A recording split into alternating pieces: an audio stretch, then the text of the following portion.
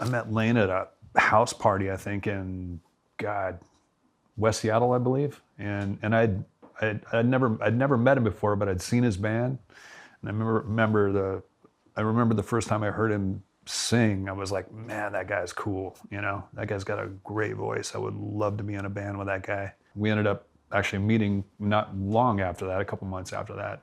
They played a show in Tacoma and I went to see it. Lane's guitar player at the time had met me and brought me over to the party, and I ended up meeting Lane, you know, just coming out of basically my whole world kind of blowing up after coming back from Texas. And he worked at a place called the Music Bank, which was like a rehearsal hall, and it was 24 hours a day, 7 days a week, and like 40 some rooms. Like, you know, like it was awesome. It was one of the coolest things ever. But basically, you know, we just kind of crashed there. He worked there, you know, worked a shift of letting bands in and out of their rooms, like when they were doing gigs or whatever, and then lock everything up and make sure that everything's secure. He met me at that party and we hit it off, and he's like, man, Nick was telling me to, you know, about your situation, man. If you got nowhere to stay, you can come stay with me. I can probably even get you a job. And he did. So I basically moved in with him at the Music Bank, which was underneath the Ballard Bridge. And I got a job with Lane. Lane would work one shift, I'd work another. And there was basically maybe 4 or 5 of us that would kind of split shifts and kind of lived at the place. Each one of us got part of our pay. What a scam. We didn't get paid cash. We got a free room. And after a while of us complaining, the guy who ran the place, and the guy named Dave, he wouldn't give us, he might give us a couple of bucks here and there, but the fringe benefits were he'd smoke us out all the time, and then we complained enough, like, hey dude, we gotta eat, you know. So he started buying TV dinners, and I would never forget this. He had like all our names on a graph and like how many TV dinners you ate, and you had to put a little check mark every time you ate one, and a couple of us would cheat and not fucking put it in there, and by the end of the week, a couple of guys that were supposed to have dinners didn't have them, but we lived there until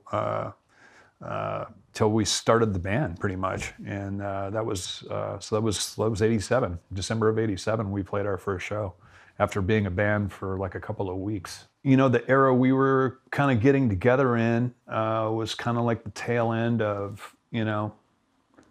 It was like a lot of mix of stuff, like, you know, the kind of 80s new wave to the LA strip kind of rock, you know, and then, you know, of course, you know, all of the English metal of the kind of 5 to 10 years before that. I think Lane's idea for the band that he had together and the way that he came up with the name, I think he and another guy came up with a name. They were trying to start a band that would play like kind of satanic speed metal, but dress in drag, you know what I mean? So it was like they were trying to get like a soft word and a hard word. So Alice in Chains, and kind of like a play on that. So I was kind of more like a classic rock and metal kind of background, and you know, Sean was into the Beatles and Duran and you know, Missing Persons, plus all the other rock as well, and then Mike was probably more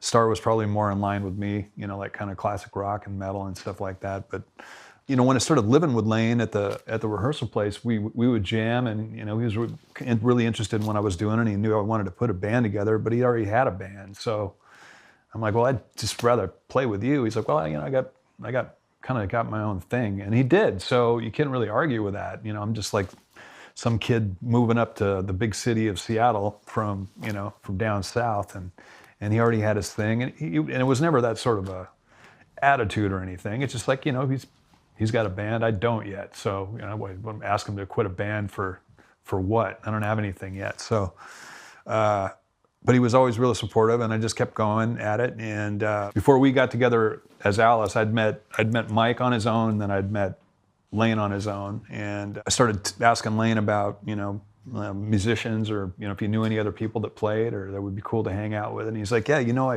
I met this guy named Sean on Alki Beach like last year, and he was kind of a really funny dude, and said he played drums. I don't know how good he is, but he seemed like a pretty cool dude, you know, and I think I still have his number, and he did. So he gave me his number, and I called up Sean, and I'm like, you know, hey, I'm Jerry, I'm looking to kind of put together a band. You know, my buddy Lane says, you guys met, and yeah, you know, we're down here at the Music Bank. We got a room if you want to come down and jam. And he's like, yeah, that sounds cool. And he was asking me a few questions on like what I was into and stuff like that. He's like, yeah, I'll come down. He's like, you got a bass player? And I'm like, well, you know, I'm like, I don't. But he's like, well, what kind of bass player are you looking for? I'm like, well, you know, I played with this guy named Mike Starr for a couple of weeks. I thought he was pretty cool. Maybe somebody like that. You know who that is? I was like, yeah, I do know who that is. It's my best friend, and I'm dating his sister.